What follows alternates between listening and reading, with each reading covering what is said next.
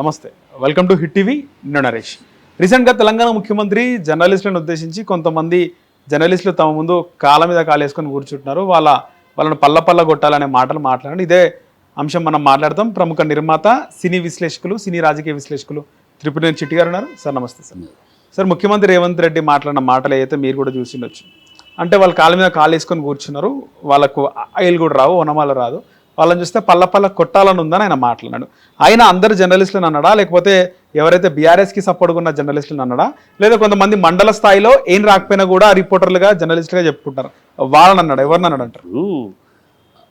ఆ మాట అనే అర్హత ఆయనకి ఎక్కడది అసలు? ఫస్ట్ ఆయనకి ఏం అర్హత ఉంది? అంటే ఒక అసహనం, గోడల మీద పెయింట్లు వేసిన వాడు నువ్వు సీఎం అవలా? గోడ మీద పెయింట్లు వేసిన వాడు కదా నువ్వు సీఎం అవగలేంది, వాడు జర్నలిస్ట్ అవటం తప్పైందా? ఏం మాట్లాడుతున్నావు? చదువుకుని వాళ్ళు ఎక్కడి నుంచి వచ్చావు నువ్వు? చదువు రాని వాళ్ళు కూడా ఏం తెలుసు నువ్వు చదువు రానివాడు అంటే? నీకు సమర్థించి మాట్లాడితే చదువు వచ్చినోడు, నిన్ను విమర్శిస్తే చదువు రానివాడా?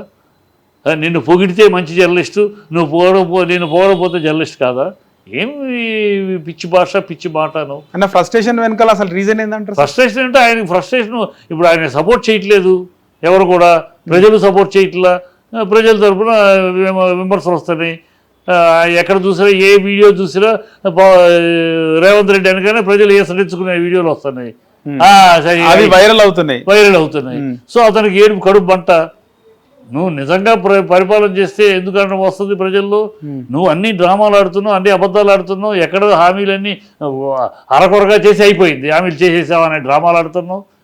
నీకు ఎంతసేపు పైకి ఎన్ని మూటలు పంపించాలి, నువ్వెన్ని మూటలు సర్దుకోవాలి, కోమటిరెడ్డి వెంకటరెడ్డి దాడిని ఎట్లా తట్టుకోవాలి, ఇవే నీ సమస్యలు అయిపోతే. కోమటిరెడ్డి రాజగోపాల్ రెడ్డి ఇంకోటి అంతకుముందు ఇంతవరకు కోమటిరెడ్డి వెంకటరెడ్డి పవన్ రేవంత్ రెడ్డి దింపేసి తన ముఖ్యమంత్రి ఉన్నాడు. ఆయన రూట్ లో ఉన్నాడు. ఆ రూట్ లో రీసెంట్ గా మద్దతు పలుకుతున్నాడు కదా సార్, రీసెంట్ గా కూడా మద్దతు పలుకుతున్నాడు. అదే అన్న మద్దతు పలుకుతున్నాడు, తమ్ముడు వ్యతిరేక స్వరం వినిపిస్తుంది. అదే రాజకీయం అంటే. అదే అన్న ఆయన వెంకటరెడ్డి గారు ఆయన మొన్న కాల్ చేసి కూడా కాల్లో మరో 5 ఏళ్ళు కూడా మీరే ముఖ్యమంత్రిగా ఉండాలని పూజలు చేయాలి అంటారమ్మా.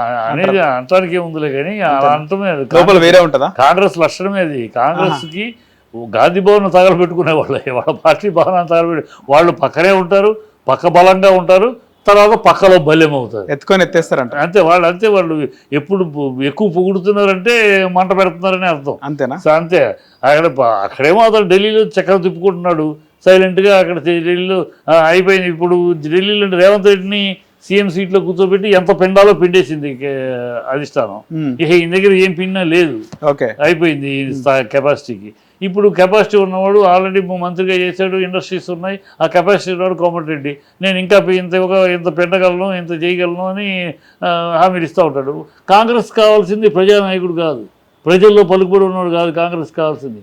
కాంగ్రెస్ కావాల్సింది ఎవడు మంచి బలమైన ఘనమైన సూట్ కేసులు పంపించగలడు. సూట్ కేసులు అదే ఆ లెక్కలో ఆయన ముందు ఉన్నాడు. రాజగోపాల్ రెడ్డి ఏమంటారు సార్? ఆయన వాదం ఏమంటారు? కరెక్ట్ అంటారు? ఆయన నిడకలు లేని రాజకీయం అయింది. రాజగోపాల్ రెడ్డి నిడకలు లేని రాజకీయం.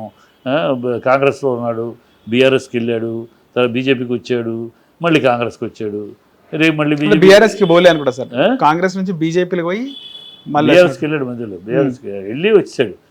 సో ఇవన్నీ ఆయన రాజగోపాల్ రెడ్డి నిలకడ లేని రాజకీయం అయింది. ఆయనతోటి బట్ ఆయనకి ఏదో కూర్చోవాలి, పదవికి వెళ్ళిపోవాలని ఆ తాపత్రయం. జర్నలిస్టులను సమర్థిస్తూ కూడా ఆయన మాట్లాడడం జరిగింది ఇండైరెక్ట్ గా రేవంత్ రెడ్డికి. అదే ఇప్పుడు రాజగోపాల్ రెడ్డి అనే మనిషి బాగా అంటే అత్యాసపరుడు, తన స్థాయికి మించిన పదవులు కోరుకునే, ఇంకా అవసరమైతే ముఖ్యమంత్రి నేనే అవుతానని కూడా కోరుకోగలడు. అతని మీద అంత ఇది అతనికి. నేను నాట్ లెస్ దాన్ ఎనీబడి, నేను మోర్ దాన్ ఎనీబడి అని ఒక డబ్బులు ఉన్నాయి కనుక ఉంటుంది. సో ఆయన ఇప్పుడు మంత్రి అంటాడు, ఎల్లుండి ముఖ్యమంత్రిని అంటాడు. కనుక ఆయన గురించి పెద్ద పార్టీలోనే పెద్ద లేదు, నిలకడలేదు, ఉంటే ఉంటాడు, పోతే. కానీ రీసెంట్గా ఈ ఏదైతే రేవంత్ రెడ్డి సొంత జిల్లాకు సంబంధించి మాట్లాడుతూ 94 ఆ టాపిక్ చేయడం జరిగింది. 94 నుంచి 2004 దాకా చంద్రబాబు నాయుడు ఉన్నాడు, ఆ తర్వాత 2014 వరకు కాంగ్రెస్ రాజశేఖర్ రెడ్డి ఉన్నాడు, 14 నుంచి మన 23 వరకు కేసీఆర్ ఉన్నాడు, 23 నుంచి 33 వరకు మీ పాలమూరు బిడ్డ ముఖ్యమంత్రిగా ఉంటాడు. అంటే ఇండైరెక్ట్గా నేనే ముఖ్యమంత్రిగా ఉంటా అని చెప్పి రేవంత్ రెడ్డి అనడం జరిగింది. ఇప్పుడు రేవంత్ రెడ్డి అది అంటాడు, అక్కడ పవన్ కళ్యాణ్ 17 ఏళ్ళు చంద్రబాబు అంటాడు. ఈ వాగుడికి ఏముందమ్మా, ఈ గాలి వాగుడు సోలి వాగుడు. వీళ్ళెవరు నిర్ణయించడానికి ప్రజలు నిర్ణయిస్తారు. మీ బతుకులు నిర్ణయించేది ప్రజలు. నువ్వును రాహుల్ గాంధీ అనుకుంటే 15 ఏళ్ళు ఉంటాము, అక్కడ పవన్ కళ్యాణ్ అనుకుంటే చంద్రబాబు. పవన్ కళ్యాణ్ రోజు మాట్లాడుతున్నారు కదా అక్కడ ఆయన, ఇక్కడ ఈయన, ఇదే భజన సరిపోతుంది. ఇక రాహుల్కి భజన ఈయన, చంద్రబాబు భజన ఆయన. వీళ్ళు భజన చేయడానికి రాజకీయాలకు వచ్చారో ఎందుకు వచ్చారో కానీ భజన.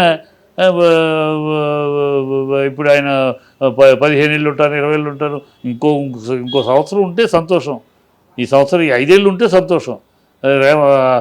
వెంకటరెడ్డి పవర్కు ఎలక్షన్ ముందు దళిత ముఖ్యమంత్రి అని బట్టి విక్రమార్కని పార్టీ ముందు తీసుకొస్తూ ఈ తట్టుకుని నిలబడికి వెళ్తే సంతోషం. ఊనే అందుకని రాహుల్ గాంధీని తృప్తిపరచడం కోసమని పెద్దమ్మ గుడి కూల్తా. ఎందుకంటే రాహుల్ గాంధీ హిందూ వ్యతిరేకి, టెర్రరిస్ట్ అంటాడు, హిందూ టెర్రరిస్ట్ అంటాడు. సనాతన ధర్మం డెంగీ, పెద్దమ్మ గుడిని పగలగొట్టడం. అందుకే ఎందుకంటే హిందూ టెంపుల్ పగలగొడితే అక్కడ ఆనందపడేది ఎవరు? రాహుల్ గాంధీ. రాహుల్ గాంధీ కాంగ్రెసే హిందూ వ్యతిరేక కదా, అది హిందూ వ్యతిరేక పార్టీ. హిందువులు ఎంత తిడితే, హిందూ మా ఆచారాలు ఎంత తిడితే, సనాతన ధర్మాన్ని ఎంత విమర్శిస్తే అంత సంతోషం వాళ్ళకి. అందుకని రాహుల్ గాంధీ కళల్లో ఆనందం చూడటం కోసం గుడి పగలగొట్టడం. గుడి పగలగొట్టే వాడివి మరి ఓవైసీ కాలేజీని కూల్చు. 3 పక్కల చెరువు ఉంది కదా, కూల్చు. అక్కడెందుకు కూల్చా మరి? అక్కడెందుకు నా ఓవైసీ సక్కరాకుతావు? ఇక్కడ హిందువులు కూలుస్తావు ఎందుకు? హిందువులు కూలిస్తే ఆహా ఏం సాధించారు మా నాడని అక్కడ రాహుల్ గాంధీ ఆనంద బాష్పాలు ఉంటాయి.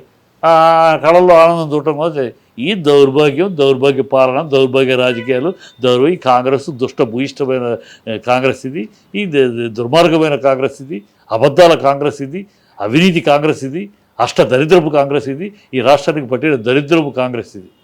జూబ్లీస్ ఎన్నికలు కూడా వస్తున్నాయి కదా సార్, ఈ నేపథ్యంలో ఇది ఒక రాజకీయ రగడ అనుకోవచ్చా? యూపీలో జూబ్లీస్ బై ఎలక్షన్స్ వస్తున్నాయి కదా, దీనికి సంబంధించి అదే ఇప్పుడు దాంట్లో డైవర్షనే కాళేశ్వరం ఎందుకు రైట్ చేసే, దాంట్లో ఏమీ లేదు. రేపు రిపోర్టు అసెంబ్లీలో పెడితే ఏముండదు, బొక్క బోర్ల పడతారు. కానీ కేసీఆర్ కాళేశ్వరంలో ఏమైనా బుద్ధి ఉందా? బుద్ధి జనం 10వ క్లాస్ చదివిన అడిగినా చెప్తాడు. ఒక కేసీఆర్ సీఎం డిసైడ్ చేస్తాడా? దానికి ఒక ప్రాజెక్ట్ మేనేజర్ ఉంటాడు, ప్రాజెక్ట్ ఇంజనీర్ ఉంటాడు, ఒక 10 మంది ఇంజనీర్ల గ్రూప్ ఉంటారు కదా. వాళ్ళు ఒక కేసీఆర్ ఇంజనీర్ కాదు, ఆయన చెప్తాడు. ఒక సీఎంగా రైట్ ఉంది, అడ్వైస్ ఇస్తాడు. ఇదిగో ఇలా అయితే బెటర్, ఈ 4 ఊళ్ళు కూడా కలిసేటట్టు వస్తే బాగుంటుంది ప్రాజెక్టు, ఆ 4 జిల్లాలు కూడా కలిస్తే బాగుంటుంది నీళ్ళు, ఇది చెప్తారు. అది చెబితే పాసిబుల్లా దాన్ని అడ్మిట్ చేసేది ఎవరు? ఆ ఇంజనీర్లు. కేసీఆర్ పేరు ఎందుకు వచ్చిందంట సార్? బాగా రాజకీయంగా కేసీఆర్ని రేపు పార్లమెంట్ అదే కోర్టులో నిలవదు, రేపు అసెంబ్లీలో డిస్కషన్ పెడితే పటాపంచలు పరుగు పోద్ది. ఈ లోపల పేపర్ మీడియా ఉంది, మీడియాని మేనేజ్ చేసుకుని ఏదో రేపు ఎలక్షన్కి అయిపోయింది. గత ఎన్నికల్లో 1,00,000 కోట్లు కాళేశ్వరంలో తిన్నారన్నారు. దాని ప్రాజెక్ట్ కాస్టే 1,00,000 కోట్లు, 1,30,000 కోట్లు, 1,00,000 కోట్లు తిన్నారట. బుద్ధి లేని మాటలు. ఇప్పుడు ఈ ప్రాజెక్టులో ఇలాంటి కూలటం ఫస్ట్ టైం భారతదేశంలో తెలుసుకోవాలి రేవంత్ రెడ్డి. గుజరాత్లో జరిగింది, మహారాష్ట్రలో జరిగింది, అప్పుడు కూలింది. ప్రాజెక్టులు జరుగుతున్నప్పుడు ఎక్కడో ఒక సమయం జరుగుతుంది, టెక్నికల్ ఇంజనీరింగ్ మిస్టేక్లు. అది పాలకులకు రాజకీయాలకు చెప్తారు. జరిగితే ఏం చేస్తారు? రాష్ట్రం ఇమ్మీడియట్గా ఏం చేశారు? జరిగితే ఇమ్మీడియట్గా దాన్ని రెక్టిఫై చేసి టకటకని యుద్ధ ప్రాతిక మీద దాన్ని కరెక్ట్ చేసి మళ్ళీ ప్రొసీడ్ అయ్యారు. ఇక్కడ ఏం చేస్తున్నారు ఈ రేవంత్ రెడ్డి? అది మేడిగడ్డ అయింది, ఇమీడియట్గా దాన్ని సెటిలైట్ చేసి రిపేర్ చేయాల్సింది పోయి అది వదిలేసి దాన్ని రాజకీయంగా వాడుకుందామని అల్లరల్లరి చేసి ఆ తెలంగాణ రాష్ట్ర మర్యాద తెలంగాణ వాళ్ళకి ప్రాజెక్టు కూడా కట్టుకోవడం చేత కాదు, ఏదో ప్రాజెక్ట్ కట్టారు కూలిపోయిందని, ఒక స్తంభం అంతా కూలిపోయిందని. మన నీళ్ళని రైతులకు నీళ్ళు ఎక్కడి నుంచి వచ్చినాయి? కాళేశ్వరం నుంచి కాదు. ఈ బుద్ధిహీనంగా రాష్ట్ర పరువును తీస్తూ రాజకీయం కోసం దరిద్రం చేస్తున్నారు వీళ్ళు. రాజకీయం కోసం ఇప్పుడు తీసుకొచ్చి రేపు బై ఎలక్షన్ వస్తున్నాయి కనుక ఇదేదో బూచి ప్రజలకు ఇప్పుడే నమ్మరు, గతంలో నమ్మారు కానీ ఇప్పుడు అందరికి ప్రజలకు అర్థమైపోయింది. ఇప్పుడు ఆయన ఏం చేస్తాడయ్యా? ఇంజనీర్లు తప్పు, ఆయన ఏం చేస్తాడు? స్థానిక సంస్థల ఎన్నికలు ఇంకా ఇప్పుడు వస్తే ఏం సార్ పరిస్థితి ఎట్లుంటుంది అంటారు? పరిస్థితి ఏ ఎన్నికలు వచ్చినా కాంగ్రెస్కి పంగనామాలు పెడతారు ప్రజలు. ఎందుకంటే అంత నేను ప్రజలు తిరుగుతున్నాను, ప్రజల్లో అంత పథకాలు తీసుకొని పంగనామాలు పెడతారంట. ఎందుకంటే అంత విరక్తితోటి ఉన్నారు. ఏదో అనుకుని మార్పు అంటే ఏదో మార్పు అనుకుని ఓట్లేసి గెలిపించుకున్నాం. సింహాన్ని ఇంట్లో కూర్చోబెట్టి చిట్టెలుకులను అధికారంలోకి తీసుకొచ్చాం. వారు పరువు పోయింది, తెలంగాణ బ్రాండ్ ఇమేజ్ పోయింది. తెలంగాణ అంటే కాలరెత్తుకు తిరిగాము ఆ రోజుల్లో. ఇవాళ తెలంగాణ అంటే బీహార్ కన్నా హీనంగా చూస్తున్నారు. మేము తెలంగాణ ముఖ్యమంత్రి అంటే ముఖ్యమంత్రి గారు రేవంత్ రెడ్డిని ఎందుకు యాక్సెప్ట్ చేస్తలే సమాజం? ఎందుకంటే నువ్వు పొద్దున్న లేస్తే రాహుల్ గాంధీ కాళ్ళ దగ్గరను దేనికి రాహుల్ గాంధీ ఇప్పటికి 54 సార్లు వెళ్ళాడు సీఎంగా. అంతకుముందు ఎంతోమంది సీఎంలు ఉన్నారు. రాజశేఖర రెడ్డి గారు సీఎం ఉన్నారు, చెన్నారెడ్డి ఉన్నారు, వెంకటరావు ఉన్నారు, ఎంతోమంది సీఎంలు చేశారు కాంగ్రెస్. రాజశేఖర రెడ్డి కూడా పోతున్నాను కూడా ఎప్పుడు ఈయన నెలకోసారి ప్రాజెక్ట్ డిస్కషన్, మినిస్టర్స్ తో డిస్కషన్ ఒకసారి వెళ్ళటం అంతే. తర్వాత మంత్రులు వెళ్తారు. రాజశేఖర రెడ్డి ఇలా పొద్దులు వేస్తే మంత్రి ఇది మంత్రుల ఎక్స్పాన్షన్, మంత్రులకు ఎక్స్పాన్షన్గా ఆయన ఎవరికి ఏ కేటగిరీ ఇవ్వాలి ఆయన అక్కడికే. ఈ పిచ్చి ఈయన కూడా కేంద్ర మంత్రులను కలుస్తున్నట్టు కదా సార్, పోయి కేంద్ర మంత్రులని కలుస్తున్నట్టు కదా పోయి. ఏం కలుస్తున్నాడు? ఏం ఫోటో షోలు తప్పితే కలిసాము, ఏదో చేస్తున్నామని తప్పితే ఏ పర్పస్ మీద కలిసావు, ఏం డిస్కస్ చేసావు? రోజుకు డ్రామా. ఇవాళ బీసీ ఇది డ్రామా, ధర్నా అంట. అక్కడికి వెళ్ళి ధర్నా ఏంటి? నువ్వు ఏ యాంగిల్ మీద పెట్టాలనుకున్నావు దానికి పోరాడు. ఇప్పుడు సుప్రీంకోర్టు నో అంది, 50 మించి లేదన్న. కానీ తమిళనాడు నో అన్నా దాన్ని వేరే రూట్లో తీసుకెళ్ళి చేస్తారు. ఆ రూట్ ఏంటో పట్టుకుని నువ్వు చెయ్యి, అధికారం నీ చేతిలో ఉంది కదా, చెయ్యి. తమిళనాడు చేసినట్టు మేము చేస్తామని అడుగు కోర్టులో. అంతేకాని కోర్టు వద్దర దాన్ని కేంద్రం మీద తోసి నేను వీధిలో ధర్నాలు చేశాను, ఈ డ్రామాలు ఎందుకు? చేసేది నిజాయితీగా చెయ్యి. ఇదిగో కోర్టు వద్దా, సుప్రీంకోర్టు రిజెక్టెడ్. 50% మిగతా లేదు సుప్రీంకోర్టు అంటుంది. అన్నాక మళ్ళీ ఎట్లా? ఆ కోర్టు ఆ తీర్పు ఇచ్చేటప్పటికే తమిళనాడులో పెరిగిపోయి ఉంది. సో దాన్ని వెనక్కి తీసుకురావడం కాదని ఏమేదట నో మోర్ దాన్ 50 నో అని సుప్రీంకోర్టు ఇచ్చేసింది. సుప్రీంకోర్టు నో అన్నదాన్ని కేంద్రం ఏం చేస్తే నువ్వేం చేస్తావు? ఊరిని ప్రజల్ని డ్రామా 42% మన అసెంబ్లీలో పాస్ చేయడం జరిగింది కదా సార్. అసెంబ్లీలో పాస్ చేస్తే అక్కడ కోర్టులో పాస్ అవ్వద్దు, ఇక్కడే ఉంది నీ మనుషులు పాస్ చేసుకుంటావు. ఇది లెక్క కాదు కదా. అక్కడ 50% టోటల్ రిజర్వేషన్స్ 50% దాటానికి లేదు. ఇప్పుడు 43 అంటే ఎక్కడికి వెళ్తుంది? 56, 57 ఎంత అవుద్ది? అది ఒప్పుకోదు.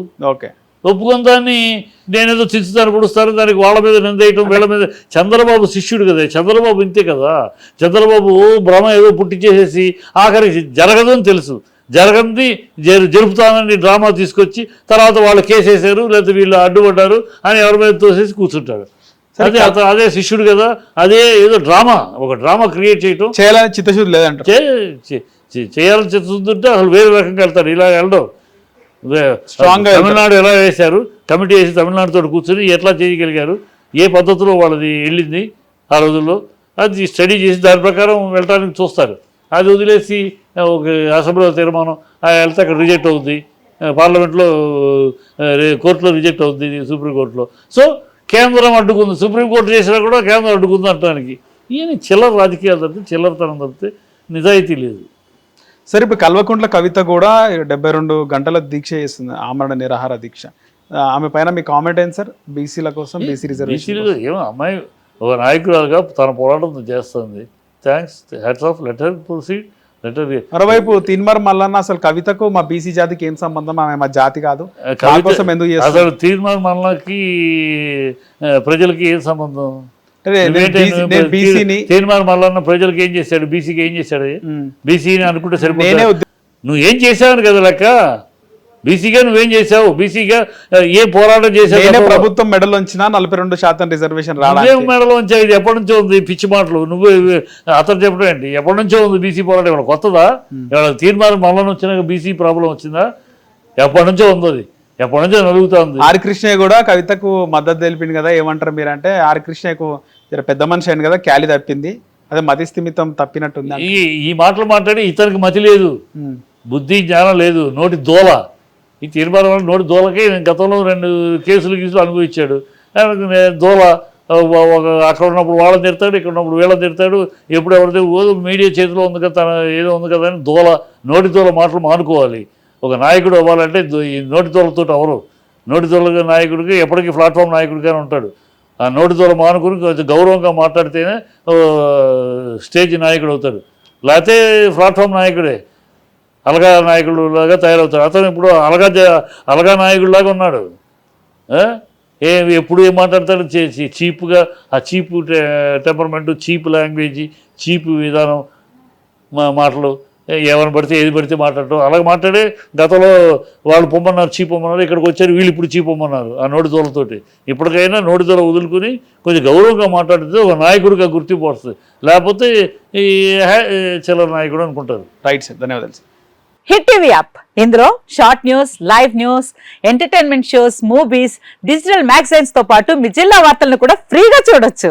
ఇంకెందుకు ఆలస్యం, వెంటనే హిట్ టీవీ యాప్ ని డౌన్లోడ్ చేసుకుని ఫ్రీగా ఎంటర్టైన్మెంట్ పొందండి. Hit TV app. Hit TV app. Please download Hit TV app. Hit TV యాప్ని ఫ్రీగా డౌన్లోడ్ చేసుకొని ఎంజాయ్ చేయండి. మీకు నచ్చిన ఎంటర్టైన్మెంట్ కోసం హిట్ టీవీ యాప్ ని ఫ్రీగా డౌన్లోడ్ చేసుకుని ఎంజాయ్ చేయండి. హిట్ టీవీ యాప్ని డౌన్లోడ్ చేసుకుని ఆస్వాదించండి, ఆశీర్వదించండి. ఇంతమంది సెలబ్రిటీలు హిట్ టీవీ యాప్ ని డౌన్లోడ్ చేసుకోండి అని చెప్తున్నారంటే ఎంత మంచి యాప్ ఆలోచించండి. అమెరికా అమెరికా అమెరికా అమెరికాలో చదవాలనుకునే వాళ్ళకి విశ్వసనీయమైన పేరు మన శౌర్య కన్సల్టెన్సీ. UK లో 1 year masters, UK లో 1 year masters, 2 years work permit up to 5 years visa. Contact Saurya Consultancy. Contact 89851 89851.